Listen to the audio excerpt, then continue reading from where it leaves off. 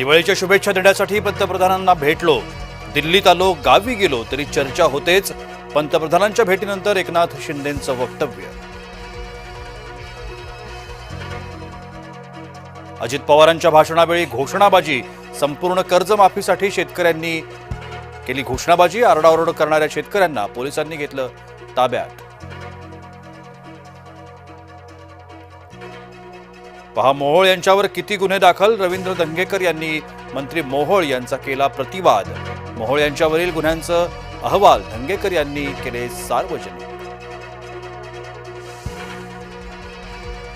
नितीन गडकरींच्या हजेरीत महिला खुर्चीवरून भांडल्या. खुर्चीच्या सन्मानासाठी महिला अधिकाऱ्यांनी एकमेकींना दिला ढुशा. नागपुरातल्या रोजगार मेळाव्यात घडला अजबच प्रकार. बांगलादेशींचे सरकारी लाभ रोखण्याचे आदेश. घुसखोरांना आळा घालण्याकरता सरकारचा मोठा निर्णय. घुसखोरांची नावं काळ्या यादीत टाकणार.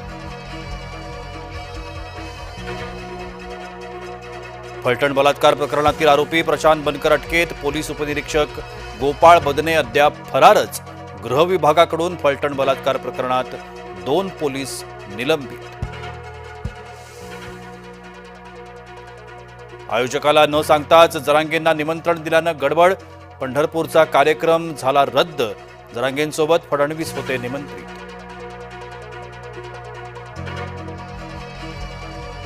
राज्यात 2 दिवस वादळी पावसाचा इशारा. मुंबई, कोकण, मराठवाडा आणि उत्तर महाराष्ट्रात गडगडाटासह पावसाचा इशारा.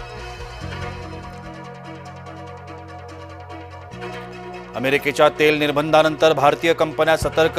रिलायन्स सावधानतेनं तेल खरेदी करणार.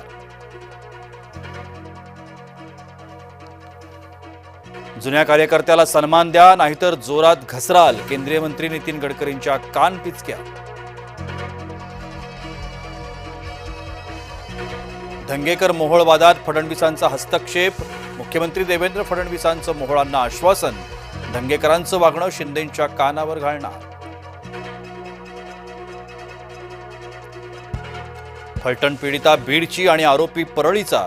धनंजय मुंडे यांच्याकडून कठोर कारवाईची मागणी. ब्लिंकिट, ओला आणि उबेरमध्ये घुसलेत बांगलादेशी घुसखोरांना विविध सेवांमधून हाकलून लावा.